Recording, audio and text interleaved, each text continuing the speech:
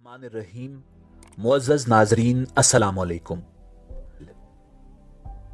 नाज़रीन, आप देख रहे हैं मुगल एम्पायर सीरीज और आज इस सीरीज की आखिरी किस्त है। इससे पहले 4 किस्तों में हमने मुगल एम्पायर के हुक्मरानों के हालात जिंदगी पर बात की, जिनके लिंक्स डिस्क्रिप्शन में मौजूद हैं। और आज की वीडियो में न सिर्फ मुगलिया सल्तनत के आखिरी हुक्मरानों का जिक्र किया जाएगा, बल्कि मुगल एम्पायर के जवाल और इख्तिताम पर भी बात की जाएगी। नाज़रीन, मोहम्मद शाह रंगीला के बेटे अहमद शाह बहादुर के बाद उसकी जिंदगी में ही आलमगीर सानी, जिनका मुकम्मल नाम अजीजुद्दीन आलमगीर सानी था, वो 3 जून सन 1754 से 29 नवंबर 1759 तक मुगलिया सल्तनत का शहंशाह था। नाज़रीन, आलमगीर सानी ने भी तकरीबन 5 साल से ज्यादा अरसा मुगल एम्पायर पर हुकूमत की, मगर तारीख में कुछ खास और दिलचस्प वाकयात उनके हवाले से मौजूद नहीं। आलमगीर सानी के बाद मुगल शहंशाह शाहजहां सालिस, जिसने 10 दिसंबर 1759 से 10 अक्टूबर सन 1760 तक हुकूमत की। नाज़रीन, ये इंतहाई कलील मुद्दत के लिए मुगल शहंशाह था। ये बादशाह औरंगजेब आलमगीर के सबसे छोटे बेटे काम बख्श के सबसे बड़े बेटे मुहैय्यस सुन्नत मिर्जा का बेटा था। सन 1759 में मुख्तसर मुद्दत के लिए उसे बादशाह बनाया गया। उसके पास इख्तियारात नहीं थे। असल इख्तियारात वजीर आजम इमादुल मुल्क और मरहटों के पास थे। ताहम बाद में उसे माजूल किया गया। उसका दौरे हुकूमत तकरीबन 10 माह था। नाजरीन, उनके बाद शाह आलम सानी बुनियादी तौर पर मुगलिया सल्तनत का आखिरी बाअसर हुक्मरान था, जिसने सन 1760 से 1806 तक मुगलिया सल्तनत पर हुकूमत की। शाह आलम सानी की पैदाइश 25 जून सन 1728 को हुई और वफात 19 नवंबर 1806 को हुई। शाह आलम सानी मुगलिया सल्तनत के अहदे जवाल का आखिरी बाअसर मुगल शहंशाह था, जिसके दौरे हुकूमत में मुगलिया सल्तनत में खुद मुख्तार रियासतों और सल्तनतों का कयाम अमल में आया और मुगलिया सल्तनत की हुदूद सिमट कर दिल्ली तक महदूद हो चुकी थी। नाजरीन, शाह आलम सानी के आखिरी दौर में यह मकूला बहुत मशहूर हो चुका था कि हुकूमत शाह आलम अज दिल्ली ता पालम। पालम दिल्ली का करीबी इलाका है। शाह आलम सानी का पूरा नाम मिर्जा अब्दुल्ला अली गौहर बहादुर था। शाह आलम सानी ने तकरीबन 18 साल बीनाई के बगैर गुजारे और 19 नवंबर सन 1806 को शाह आलम सानी ने 78 साल की उम्र में लाल कला दिल्ली में इंतकाल किया। नाजरीन, उनकी वफात के बाद अकबर शाह सानी मुगल शहंशाह, जिसने 19 नवंबर सन 1806 से 28 सितंबर 1837 तक हुकूमत की। अकबर शाह सानी की पैदाइश 22 अप्रैल सन 1760 और वफात 28 सितंबर सन 1837 को हुई। वो शाह आलम सानी का फर्जंद था। नाजरीन, शहंशाह शाह आलम सानी की वफात के बाद उसका बेटा अकबर शाह सानी तख्ते हिंद पर बैठा। वो अपने बाप की तरह बेइख्तियार और बराए नाम हुक्मरान था। असल इख्तियारात अंग्रेजों के पास थे। बादशाह के पास लाल कला दिल्ली के अंदर तक महदूद इख्तियारात थे। बादशाह को शायरी, शतरंज और मौसीकी से शगफ था। 1835 में शहंशाह ने अपने सफीर राम मोहन राय को बरतानिया भेजा ताकि वो हुकूमत बरतानिया से शाही वजीफा में इजाफा का मामला तय करे, क्योंकि शहंशाह के लिए अंग्रेजों की तरफ से फिदविये खास के अल्फाज भी हज़फ कर लिए गए थे। राम मोहन राय ने सेंट जेम्स की अदालत में अपनी दरखास्त पेश की और शहंशाह के हक में दलाइल दिए, मगर इसका कोई नतीजा न निकला। नाजरीन, उसी दौरान शहंशाह की वफात हो गई। अंग्रेजों ने निजाम हैदराबाद और नवाब ओद को उकसाया कि वो अपने लिए बादशाह का लकब इख्तियार करें। नवाब ओद ने बादशाह का खिताब कबूल कर लिया और बादशाह का लकब इख्तियार किया, मगर निजाम ने इनकार कर दिया। सिर्फ यही नहीं, सिंध के तालपुर और कुल्होड़ों ने शहंशाह का अदब एहतराम बरकरार रखा। नाजरीन, अकबर शाह सानी ने 28 सितंबर सन 1837 को वफात पाई। بادشاہ اپنی زندگی کے آخری ایام میں معدے کی بیماریوں کا شکار ہو گیا تھا، جسمانی کمزوری کے باعث صاحب فراش رہا۔ مرحوم بادشاہ کو درگاہ خواجہ قطب الدین بختیار کاکی کے ساتھ دہلی میں دفن کیا گیا۔ مزار سنگ مرمر کا بنا ہوا ہے، جہاں مغل بادشاہ بہادر شاہ اول اور شاہ عالم ثانی بھی مدفون ہیں۔ ناظرین، شاہ اکبر ثانی کے بعد سلطنت مغلیہ کے آخری حکمران ابو المظفر سراج الدین محمد بہادر شاہ غازی المعروف بہادر شاہ ظفر تھے۔ ناظرین، بہادر شاہ ظفر اکبر شاہ ثانی کا دوسرا بیٹا تھا جو لال بائی کے وطن سے تھا۔ ان کا سلسلہ نسب 11ویں پشت میں شہنشاہ ظہیر الدین محمد بابر سے ملتا ہے۔ یہ دہلی میں پیدا ہوئے۔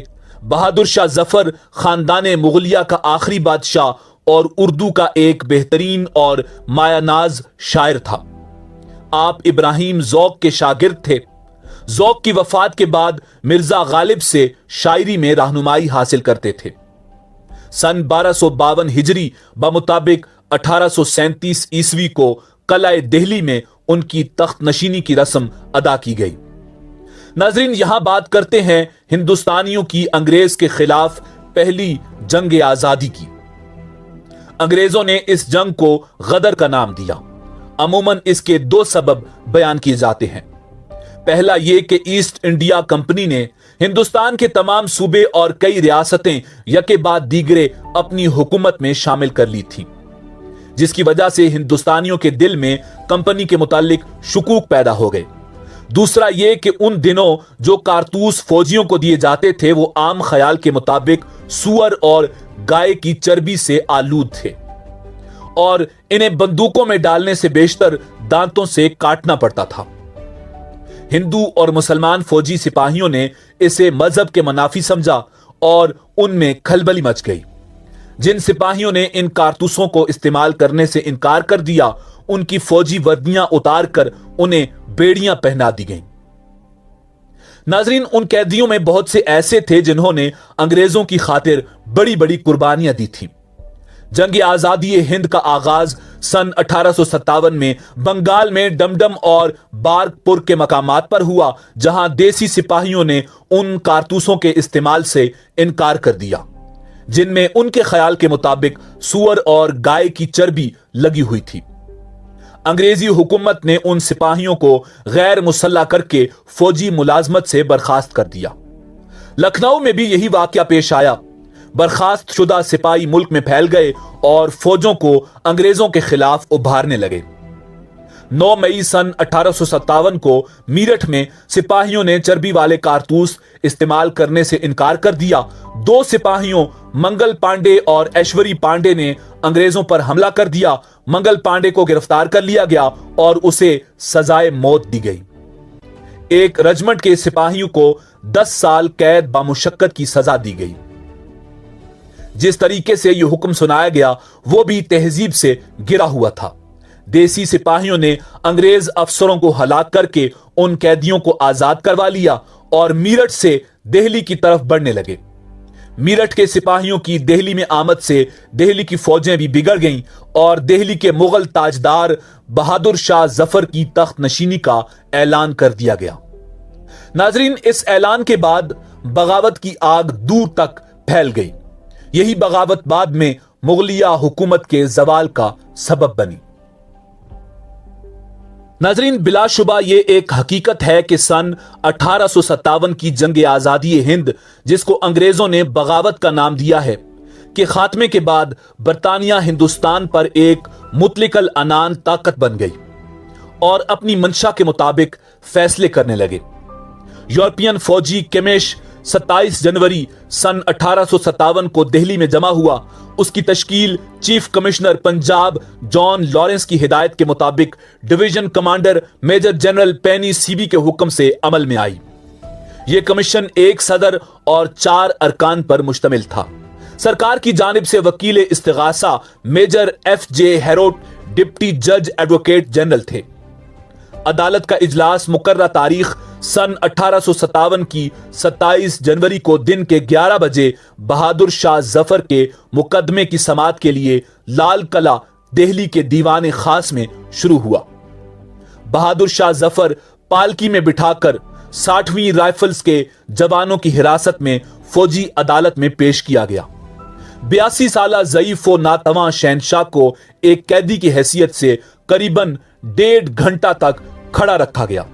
بہادر شاہ ظفر پر مقدمہ چلایا گیا کہ ہندوستان میں برطانوی حکومت کا وظیفہ خوار ہونے کے باوجود اس نے دہلی میں باغیوں کی مدد و نصرت کی شورش برپا کی، جرم کا ارتکاب کیا، ہندوستانی عوام کو جان بوجھ کر جنگ اور بغاوت میں دھکیل دیا، یورپین عوام کا قتل عام کیا۔ سرکاری وکیل نے کہا کہ قیدی کو سزا دی جائے، مگر لیفٹیننٹ جنرل آر چیڈل ولسن نے بہادر شاہ ظفر کو اما دے دی تھی۔ جب بہادر شاہ ظفر سے جرم کا پوچھا گیا تو کچھ دیر تک خاموشی اختیار کی اور کہا تو صرف اتنا کہا کہ نہیں، یہ جھوٹ ہے۔ ناظرین، یہ مقدمہ 21 دن تک چلتا رہا۔ مارچ کی 9 تاریخ کو فیصلہ ہوا۔ قریب 18 مشتبہ چشمدید گواہ پیش کیے گئے، 200 کے عسکری دستاویزات پیش کیے گئے جن کا تعلق بہادر شاہ ظفر سے تھا۔ 29 مارچ سن 1857 کو بہادر شاہ ظفر کو قومی مجرم قرار دے کر بدترین مثال قائم کی گئی اور رنگوں بھیج دیا گیا، جہاں ان کی وفات مورخہ 2 نومبر سن 1862 کو ہوئی۔ ان کے 2 بیٹوں اور 1 پوتے کو گولی سے اڑا دیا گیا۔ دہلی پر انگریزوں کا قبضہ ہو جانے سے ہر جگہ جنگ آزادی کی رفتار مدھم پڑ گئی۔ مارچ 1858 میں لکھنؤ پر دوبارہ انگریزوں کا قبضہ ہو گیا۔ یہاں بھی ظلم و ستم کا خوفناک باب دہرایا گیا۔ دہلی، لکھنؤ، کانپور اور جھانسی کے علاوہ چند اور مقامات بھی انگریزوں کے تصرف میں آ گئے۔ جنگ آزادی کا نعرہ انگریزوں کو ہندوستان سے نکال دو تھا، اس لیے اس میں تمام ایسے عناصر شامل ہو گئے جنہیں انگریز سے نقصان پہنچا تھا۔ متضاد عناصر ایک مشترکہ دشمن کے خلاف یکجا تو ہوئے تھے، مگر وطنیت اور قومیت کے تصورات سے ناآشنا تھے۔ ان میں مفاد پرست فتنہ پرداز لوگ بھی شامل تھے جنہوں نے مذہب کے نام پر تفرقہ ڈالا۔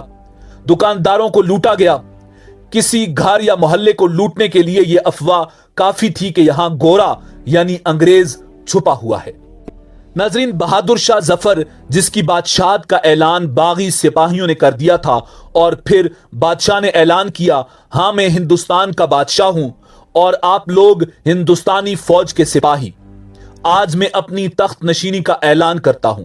آج کے بعد ایسٹ انڈیا کمپنی کو کوئی خراج کی رقم نہیں دے گا، اور ہم یہ بھی اعلان کرتے ہیں کہ یہ فرنگی ہماری مملکت ہند سے نکل جائیں۔ سپاہیوں کے نام لکھ کر تنخواہیں مقرر کر دی گئیں۔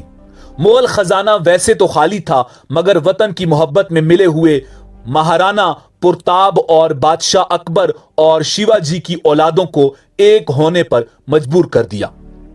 بہادر شاہ کو جنگ آزادی کا سربراہ مقرر کیا گیا اور رقم بادشاہ کی نظر کی، جس سے سپاہیوں کو تنخواہیں دی جانے لگی۔ فوج تو مل گئی مگر ایسا سپہ سالار نہ مل سکا۔ ناظرین، یہ جنگ مقررہ وقت سے پہلے شروع ہو گئی تھی، اس لیے جھانسی کی رانی تانتیا توپی بہادر شاہ ظفر میں سے کوئی بھی تیار نہ تھا اور غداروں کی بھی کوئی کمی نہ تھی۔ جھانسی کی رانی کو شکست ہوئی، اس کے بعد وہ مر گئی۔ تانتیا توپی لاپتہ ہو گئے۔ سارا بوجھ ایک لاغر اور ضعیف بادشاہ کے سر پر آن پڑا۔ جنگ میں مرزا ابو بکر کو سپہ سالار بنا کر بھیجا گیا، جو بہت اچھا لڑ رہا تھا، مگر غداروں نے اس کو شراب پلا دی، جس کی وجہ سے جنگ میں مغل سلطنت کی فوج ہار گئی۔ ناظرین، اس کے بعد ایک نیا سپہ سالار بہادر شاہ کے پاس آیا اور کہا، آگے سے جنگ میں شروع کرتا ہوں۔ اس نے بہادر شاہ ظفر کو دہلی چھوڑنے کی درخواست کی اور کہا کہ دوبارہ حملہ کر کے دہلی فتح کر لیں گے، مگر تقدیر سمجھیں یا مغل بادشاہ کا شہر دہلی سے لگاؤ۔ بادشاہ نے جانے سے انکار کر دیا اور مقبرہ ہمایوں میں پناہ لی۔ بعد ازاں بادشاہ کے قریبی غدار حکیم احسن اللہ نے انگریزوں کو بادشاہ کا پتہ بتا دیا، جس سے بادشاہ کو گرفتار کر لیا گیا۔ ناظرین، یوں مغل سلطنت کا سورج غروب ہو گیا اور فرنگی راج شروع ہو گیا۔ ناظرین، اس بات میں کوئی شک نہیں کہ مغل بادشاہ بہادر شاہ ظفر جنگ آزادی ہند کی جان تھے۔ ان کے ہوتے ہوئے جنگ آزادی صحیح طرح سے شروع رہی، مگر ان کے قید ہونے کے بعد ماند پڑ گئی۔ پھر بھی جنگ آزادی ہند کی بنیاد رکھنے والا بادشاہ بہادر شاہ ظفر ہی ہے، تبھی جا کر 100 سال بعد آزادی ملی۔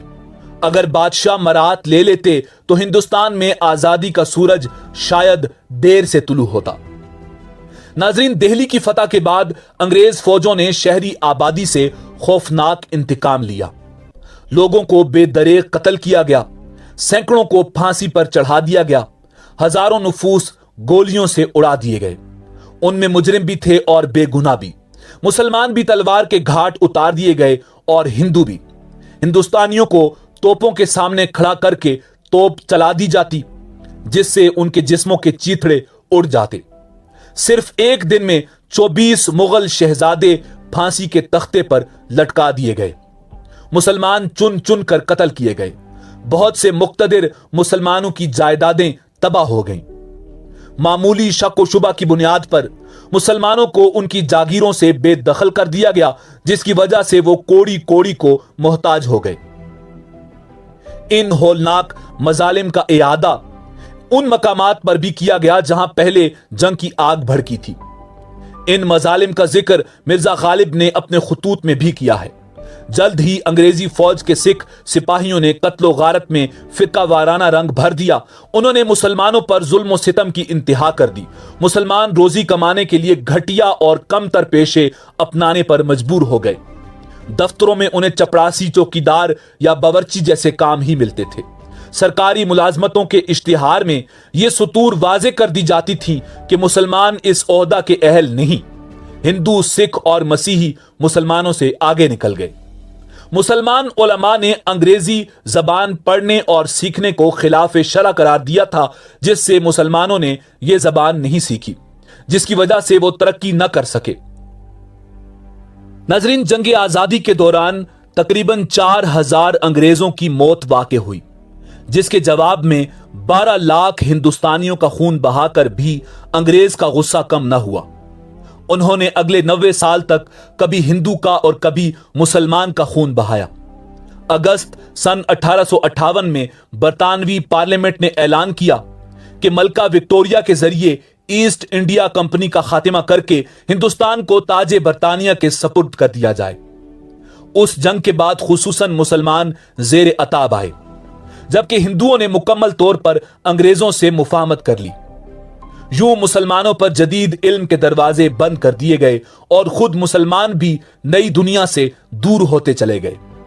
ایسے میں سر سید احمد خان جیسے لوگ سامنے آئے، جنہوں نے اس جنگ آزادی کی وجوہات پر روشنی ڈالی اور انگریزوں پر زور دیا کہ ہندوستانیوں میں موجود احساس محرومی کو دور کر کے ہی انگریز یہاں حکومت کر سکتا ہے۔ سر سید احمد خان نے مسلمانوں میں تعلیمی انقلاب لانے کے لیے کالجز اور یونیورسٹیز قائم کی۔ اس جنگ آزادی میں ہندو اور مسلمان مل کر ہندوستان کے لیے لڑے، مگر اس کے بعد انگریز کی سازش اور کچھ ہندوؤں کے رویے کی وجہ سے مسلمان اور ہندو الگ الگ قوموں کی صورت میں بٹ گئے۔ یوں پہلی مرتبہ 2 قومی نظریے کی بنیاد پڑی۔ ناظرین، کہا جاتا ہے کہ سن 1857 میں انگریز میجر ہڈسن کے ہندوستان کے لیے بولے گئے توہین آمیز الفاظ، دم دمے میں ہم نہیں، اب خیر مانگو جان کی، اے ظفر ٹھنڈی ہوئی اب تیغ ہندوستان کی۔